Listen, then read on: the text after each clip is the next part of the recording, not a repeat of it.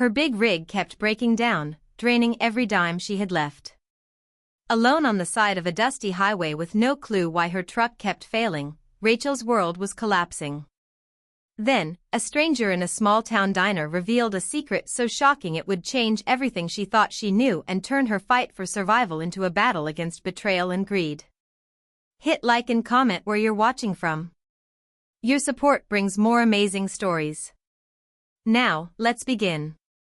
Rachel Carter's big rig shuddered violently before grinding to a halt just outside the faded neon glow of Milltown's only diner. The cold wind whipped dust across the cracked asphalt as she sat behind the wheel, jaw clenched, staring at the blinking dashboard lights like a prisoner staring at the bars of a cage. This was the 5th time in less than 3 weeks her truck had broken down. And each time, the repair bills swallowed more of her dwindling savings. The truck was supposed to be her lifeline, not a constant drain on her spirit and bank account.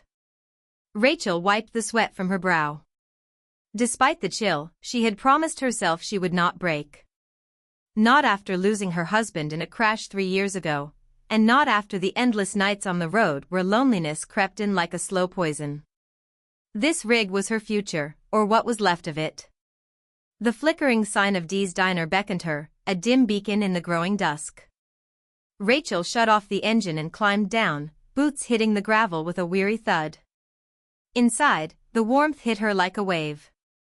The scent of strong coffee and fried eggs wrapped around her like a blanket she didn't realize she needed. Maggie Doyle, the diner's waitress, glanced up from her counter duties and offered a tired but genuine smile. "Long day, Rachel." Rachel forced a nod and sank into a booth by the window. She stared out at her big rig, parked under a rusted street lamp. Its shadow long and crooked like her hopes. Moments later, the door swung open again, letting in a gust of cold air and a man who looked like he belonged nowhere, but was willing to try. Jack Monroe, a Michelin star chef who had walked away from the high-stakes world of fine dining in Boston, paused in the doorway. His once crisp chef's jacket was crumpled beneath a battered leather coat, and his eyes held a flicker of something lost. A man searching for a second chance. Jack ordered a black coffee and took a seat at the counter, his gaze subtly drawn to Rachel. Something in her defeat, her quiet determination, struck a chord deep within him. As Rachel's phone buzzed in her pocket, she hesitated before checking the screen. Another repair invoice, this one more expensive than the last. Her heart sank. Unseen by her, Jack's thoughtful eyes narrowed. He sensed that this wasn't just bad luck. Something was very wrong with Rachel's truck, and the story behind it was about to unravel. The sun was climbing slowly over Milltown, casting a pale light through the windows of Dee's Diner. Rachel sat in her usual booth, nursing a second cup of black coffee. Her eyes kept drifting to her phone, which had buzzed yet again. Another text from the local repair shop. This time, an estimate that made her stomach churn. The big rig she depended on was bleeding her dry, and there was no end in sight. Maggie, the diner's waitress, came over with a plate of eggs and bacon. She set it down gently and leaned in, lowering her voice.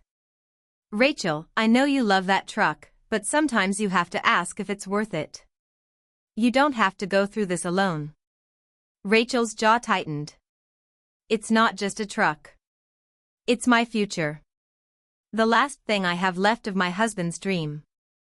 Her voice cracked for a moment, but she caught herself quickly. "I'll fix it somehow." Across the room, Jack Monroe watched quietly from the counter, stirring his coffee. His life had spiraled from Michelin star kitchens in Boston to this tiny diner in the middle of nowhere. He saw something in Rachel's determination, a fierce resilience that resonated with his own broken hopes. Later that afternoon, Rachel was under the hood of her big rig, the midday sun baking her back as she examined the engine. Jack approached hesitantly, wiping grease-stained hands on his jacket. "Need a hand," he offered. Rachel looked up, surprised, but not opposed. "If you think you can help," Jack wasn't a mechanic, but his chef's mind was sharp. He noticed the small details. Wires tucked too neatly, bolts that seemed freshly twisted, parts that didn't quite match the rest. "This doesn't look like normal wear and tear," Jack muttered. "Someone's been messing with your truck." Rachel stared at him, disbelief flooding her face. Sabotage? The idea seemed too wild to believe. That evening, inside the warm glow of the diner, the three of them, Rachel, Jack, and Maggie, gathered over cups of coffee. Maggie spoke softly of whispered rumors about the local mechanic, a man with a shady reputation and a penchant for quick fixes that only cost the truckers more in the long run. Determined, Rachel felt a flicker of hope for the first time in weeks. With Jack and Maggie by her side, maybe she could fight back. Outside, the night deepened. The small town's peaceful facade masked secrets waiting to be unearthed. And Rachel's battle was only beginning. The next morning, Rachel felt a mix of dread and determination as she stepped into Du's diner. The chilly breeze carried whispers of the town's quiet gossip. But inside, the warmth of the diner offered a fragile sense of safety.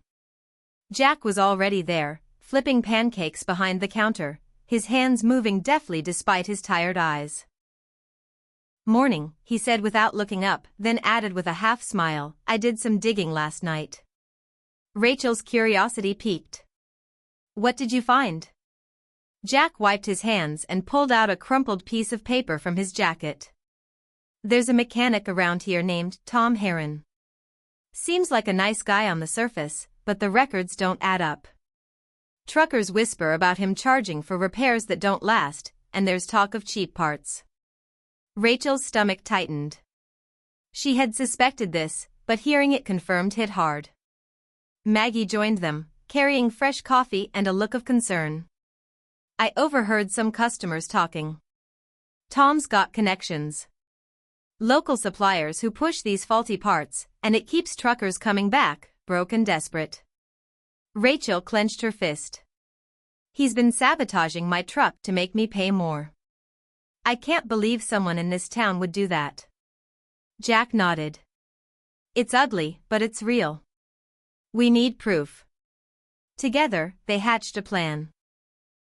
Jack, who had learned to observe details as a chef, volunteered to document the truck's condition after every visit to the mechanic. Maggie offered to keep an ear to the ground, listening for any suspicious chatter. Rachel prepared herself to be more vigilant, taking notes of every strange noise and unexplained failure. Days turned into a week. The trio's quiet investigation slowly gathered pieces of a puzzle. Rachel's truck, despite repairs, continued to falter at the worst moments. On lonely highways in freezing rain. Jack's photos revealed mismatched parts and haphazard fixes. Maggie's gossip turned into names and dates. One evening, as they reviewed the evidence under the diner's flickering lights, Rachel's phone rang. The caller ID was blocked. "Hello," she answered cautiously. A distorted voice whispered. "Stop digging, Rachel. You don't want to know the truth." Her heart pounded. The stakes had just gotten higher. Rachel looked at Jack and Maggie. The fight was far from over, and now it was personal. The phone call left a cold shadow hanging over Rachel's thoughts. Whoever was behind the sabotage did not want her to uncover the truth, but she refused to back down. Instead, it fueled a fierce determination to protect her livelihood and expose the corruption.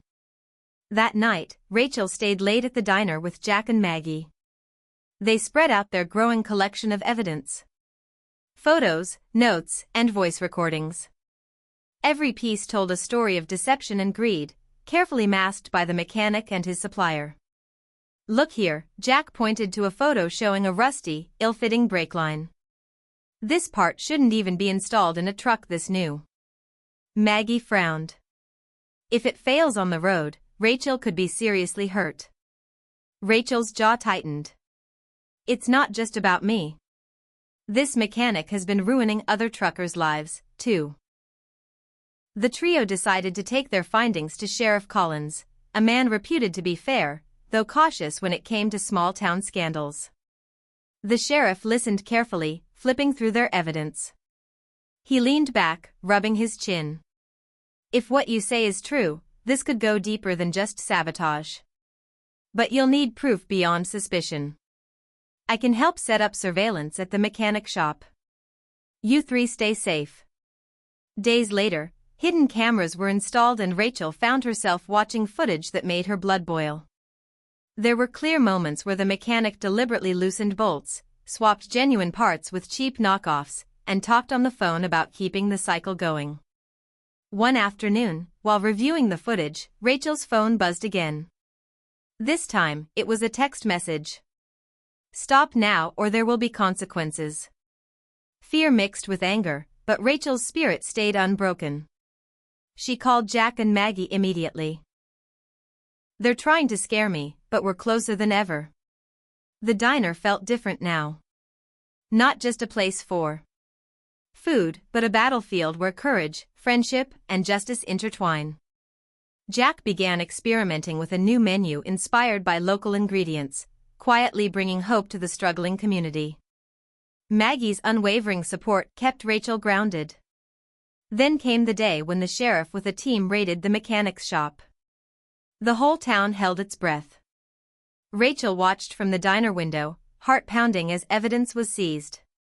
The mechanic's scheme was unraveling. A victory not just for her, but for everyone cheated by greed. The mechanic's arrest rippled through the town like a thunderclap. For years, his quiet sabotage had drained the community's hard-earned money and trust.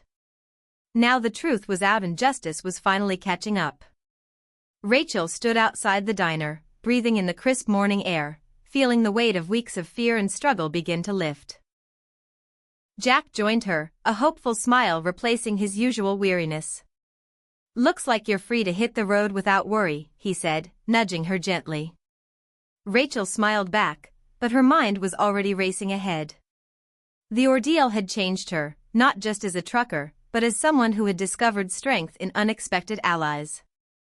As word spread, a surprising offer came. The very businessman behind the faulty part supply reached out to Rachel. Instead of threats, he proposed a chance to consult on honest trucking practices, an opportunity to help rebuild what had been broken. Daniel, the chef who had once fled the pressures of Boston, had transformed, too. Inspired by the community's resilience, he took over the diner, crafting simple yet delicious meals that brought neighbors together. Maggie stayed on, her warm presence anchoring the diner as its heart. Rachel found a new rhythm, balancing her renewed trucking career with the unexpected role of advocate and mentor. The little town, once weighed down by deceit, now buzzed with hope and shared purpose. One evening, as the sun set behind rolling hills, Rachel stood by her big rig, polished and ready. The road ahead was long and uncertain, but for the first time in years, it felt like a journey full of promise. Thank you, she whispered to the wind, knowing this chapter was just the beginning. The diner's neon sign flickered on, glowing softly in the twilight. A beacon for all who believe that even in small towns, courage and kindness could rewrite the